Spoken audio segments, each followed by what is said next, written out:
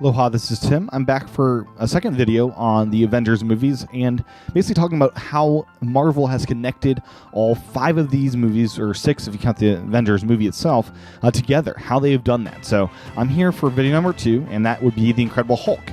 Came out the same year as Iron Man, and this one had less success, but is still an entry in the Avengers Saga, and this is number 2. If you're going to be watching the Avengers Marathon, this is the second movie, and the movie opens up right away with a lot of hints and a lot of integration with the rest of the saga. So in the opening credits, you see Stark Industries, basically you see orders from them, basically see weapons being purchased by the government by Stark Industry as a supplier. So you see that in the opening credits. You also see Nick Fury's name. You see SHIELD Command, Code Red, New York.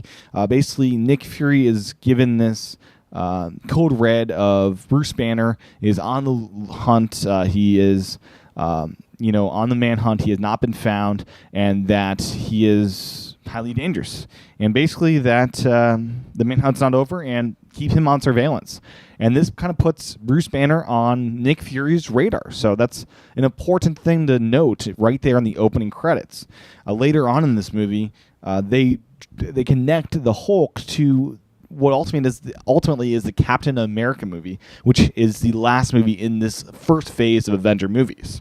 So they talk about Biotech Force, they talk about Super Soldiers, WW2, and obviously that links to Captain America. So you see this connectivity. The Hulk is then intertwined in pretty much all the rest of the movies, talking about the gamma rays and things like that happen to the Hulk. So you see that connectivity in the rest of the movies that I'll talk about later.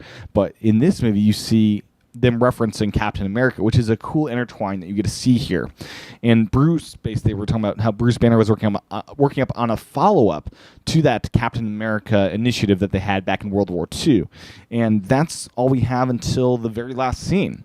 So in The Incredible Hulk, we have an unusual thing where you don't have to wait till after the end credits for the end scene. It's just the last scene in the movie, which is a cool thing. The last scene in the movie, you see the general along with a general at a bar, and then Tony Stark comes up to him, basically saying, "You were wrong doing the physical thing, and you should have gone with machines. The Super Soldier program was put on ice for a reason. Hardware is a better approach."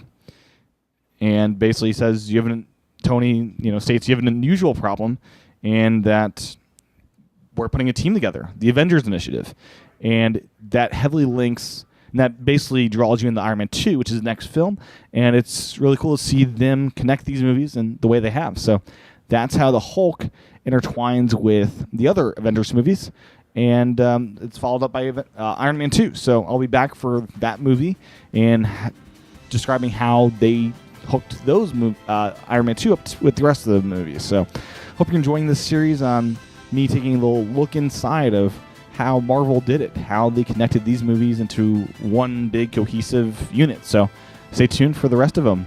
Aloha.